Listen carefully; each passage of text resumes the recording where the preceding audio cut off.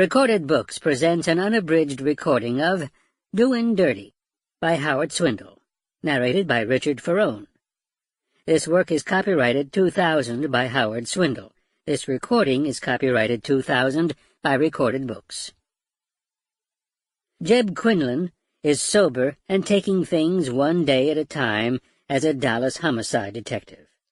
When investigative reporter Richard Carlisle is brutally murdered, Jeb returns to his roots in the ranching country of Comanche Gap, home to one of the Lone Star State's most prominent families. What could Carlisle have discovered there that was threatening enough to cost him his life?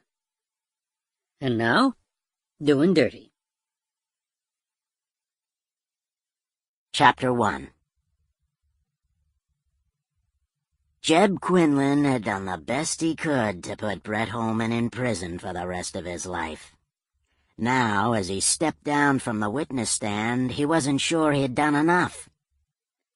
Quinlan had testified about Holman's prints being found on the murder weapon, offered proof that he had bought the Smith & Wesson .38 from a sporting goods store a week before the murder, and destroyed Holman's only alibi witness, a bottle blonde who wasn't nearly as eager to commit perjury after Quinlan had threatened her with a guaranteed 10 years at Gatesville for the vial of cocaine in her purse. Still, juries were dice rolls. They liked things neat and nice with no loose ends. Hell, life was a loose end. Not black, not white. Just a bunch of diffuse gray, which, often as not, obscured the truth like fog on a rock. Juries wanted motives, and Quinlan hadn't given them one. He knew why Brett Holman had rung Gerald Richardson's doorbell, then shot him 3 times in the face and chest when he opened the door. But knowing something to be true and proving it was a horse of a different color.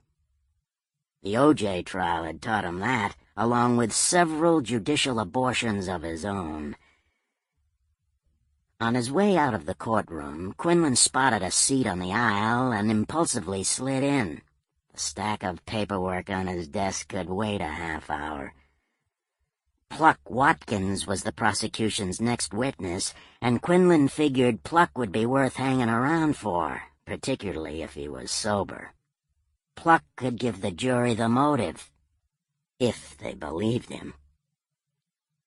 Pluck Watkins had been the Richardsons' gardener. Quinlan had found him just 2 days before trial, and even when he wasn't sure about Pluck's abilities as a witness. The old man... Sample complete. Ready to continue?